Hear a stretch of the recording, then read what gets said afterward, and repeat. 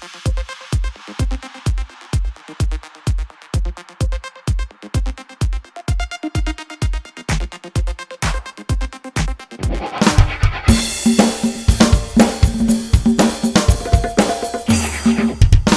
Ando again with Happy Life Martial Arts. And look who's back. This is Sifu TW Smith here in Raleigh, North Carolina. And Sifu, I come to you with a problem.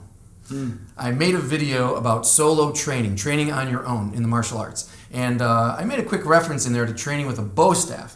And of course, there was a comment from someone who thought that the bow staff was completely a waste of time. It's just some fancy kung fu thing that you don't really get much out of training with a bow staff. But I know here in your Kwun, you have a wide variety of different sticks and staffs, so they must have something to do with good kung fu training. So help me out. What in the world do you do with a bow staff? How is that helping you be a better fighter or martial artist? The first things is that I had practiced martial arts for a long time before I ever got introduced to the long staff. And what it did is it really helped me change how I thought about how I moved. It internalized my training for me. The other parts of it is that it made me always be responsible for something that never lies. The long staff, the long staff, when you're practicing it, it only works with gravity and what you've asked it to do. And so if you're not getting the sort of performance that you want from a partner that will never lie to you, the problem's not in the partner. And so that was one of the things that was on the mental side of it. On the physical side, being able to move a body that, I'm not a, slim and young limber guy like you, man. So, but I had to be able to actually learn how to fold and unfold my body in a whole new, different way. So, as you were mentioning, there's a few more over here on this wall, but we keep a variety of different staff. Here's a standard waxwood staff, just long enough, about eye height. And this is one that's got good weight, and you could use this for a lot of different things. We'll get back to this one here in a little bit. But the thing that really helps is that when you have a variety of different kinds of staffs and do the same technique with them. So, for example, we have, this is pretty much just an iron pipe. And I don't know, it probably weighs about 8 or 9 pounds. When you move this, being just a blunt, heavy, evenly dispersed weight, it makes you work your tendons and your waist. But so when you're working these, it has a feel to it that you have to account for as you move. So your mechanics and how you move, if there's a flaw in your mechanics, the weight amplifies it. And so you have to learn to be smooth. Being smooth is a big part of any style of martial arts you practice. Smooth because you're limiting the tension and you're focusing on just relaxed, efficient movement. Yes. And this heavy pole will show you if your knee's a little out of alignment, or your hips a little off, or you're leaning a little bit. This is going to tell you straight up. Especially when you get up to the number of reps. If you do 1 or 2 reps, you're going to get no sort of feedback that you're looking for. But when you start getting up to around 50 to 100 reps, anytime that starts to happen, then it's going to show you where you're weak as far as your technique goes. But then after you say use a standard evenly dispersed weight, you can go to one that weighs just about the same, probably about 10 to 12 pounds again. But this one, if you can't tell, it's the same sort of staff, but it's got a stainless steel end. And so the weight is not distributed evenly. It feels kind of even in the center, but when you start to move it, the weight spins away from you a lot further, and it moves much differently. So that as you roll it around, you have to account for the weight spinning away from you as you rotate.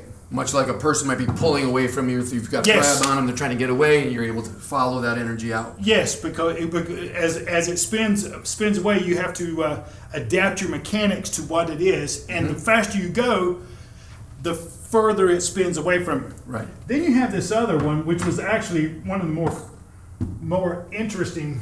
Is this now? This is my version of it. Is a PVC pipe. It's about an inch and a half, and we fill them with BBs, and we fill them with small gravel rocks and cap each end.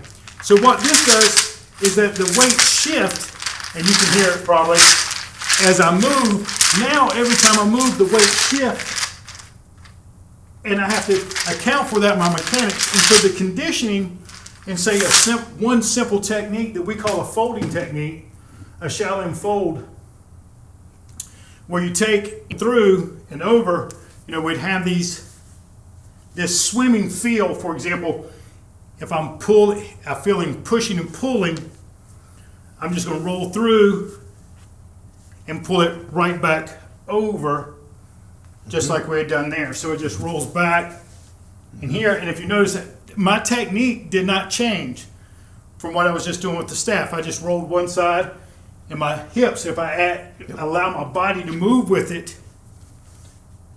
then it just ends up, in this case, just being a shoulder lock that you could add in footwork to trip, things along those lines. Absolutely. And you said it could also be like hooks and uppercuts. You're seeing the same movement in that. Yes, exactly. So we can turn and then pull right back around. Because you usually don't go around grabbing locks. You usually set those up. Yeah, that's right. So you just boom, boom, boom, boom, roll it back around. Right. Yep. You have this same sensation. Right. And that the mechanics of the technique that I was just doing with the staff is exactly the same. Right. Now, how you move can vary from time to time, depending upon what you feel. And by using the different staffs, I have a different feeling of how I might move with it as I go along. So the physical training of the staff and the different weights give me a sensation that I can't develop through technique. Right. It has to be developed through the feel, the skill of knowing what you feel at the moment and keep moving. Right. So, because the misconception might be that you're just trying to learn how to swing a weapon around, but really you're just trying to learn how to move yourself around. Yes. And that having that feeling in your hand and in your butt and your muscles of when to be tense, when to be relaxed, so you're moving very efficiently and comfortably. That's the best you can do on your own, so that now when I get a live partner, at least I've worked out most of my issues. Now instead of a somewhat dead training tool, I have a live training tool. At least I already have that feeling in my body of like, hey, I should relax now, or I should tense up a little bit here, and now I make my effort because you've been handling this weight all this time. That's a brilliant system. And of course, you apply this to all kinds of other old school kung fu training devices that people would quickly make fun of. They would look at it and say, oh, that's ridiculous. But it's a beautiful thing if you come visit this dojo, and you should, this Kwun. He's even got just a big cart. I'll throw in a shot. You call it the... Cart of Pain. The Cart of Pain. The Cart of Pain weighs about 450 pounds or so, loaded down with weights and steel. And you can use it, for example, to practice everything from standard Tai Chi Chuan An or your straight punches. So, if you just throw a straight punch and you just use your hand and shoulder, she goes nowhere. You start to use the hips, and you can hear the weights jingling a little bit. Now it starts to move. You can practice your in as if you're coming in and moving it like you're trying to bring someone down. Or your elbow strikes, knees, and it just gives you a great way. The thing with the Cart of Pain is that even though it's heavy, it'll still give with you. So you can also practice your footwork. Notice that down at the bottom there's about a 6-inch. So you don't practice getting all down here. When you see me move, sometimes you'll see my foot actually get underneath it. So I'm used to, if I'm close to you, you'll feel my feet get underneath you to try to trap you. And so it's designed so that you can practice a lot of aspects of close quarter combat without necessarily having to beat up on somebody, and you can use all the power that you want against it. And as you'll see, that's a beautiful piece of machinery to once again challenge your own body to see how much tension you can create, how much strength you can create, and have some feedback from something. That's really what it's all about, getting feedback from the tool that you're working with, so that when you're fighting a tool, you can hopefully take it out. No offense to you personally, sir. Well, we were talking about earlier, too, that most of our martial arts training is associated with us being able to work with us. Yeah. Because our circumstances could change, the aggressor could change, and we can't account for all those variables. Mm-hmm. The only variable that you can actually work on day in and day out is you. Right. And the more tools that you have that can help you accommodate yourself, and if you look at some of the old Chinese martial arts training, to move up through the ranks, particularly in some of the forces, your ability to wield an awkward, weighted object and do it efficiently was your demonstration of skill. It wasn't that you needed to be able to swing a 200-pound sword in order to make captain, but you did have to swing a 200-pound sword to make captain, because your ability to show that you had the efficiency of movement and could handle something awkward in a set of awkward circumstances made you worth more. But you were never going to use that weapon out there in the battlefield. That wasn't the weapon wasn't a weapon. It was a tool. It was an instrument for you to demonstrate your skill, not the skill of the weapon. That is so well said, sir, and I hope a lot of people heard that, because this is the difference between kind of good Kung Fu and bad Kung Fu. A lot of haters out there about Kung Fu, but usually it's because it's bad Kung Fu to begin with, or it's bad karate. A lot of these traditional martial arts that get bagged on, it's usually because there's ignorance behind the critique, and to be fair, a lot of teachers don't know what they're doing, but Sifu Smith absolutely does, so if you get a chance to check out his website, I'll put the links below. Thank you, Sifu, for answering these questions for us. I think that was really helpful. Thank you very much. To keep up with Sifu Smith, again, find his links below. And until I see you next time, keep fighting for a happy life.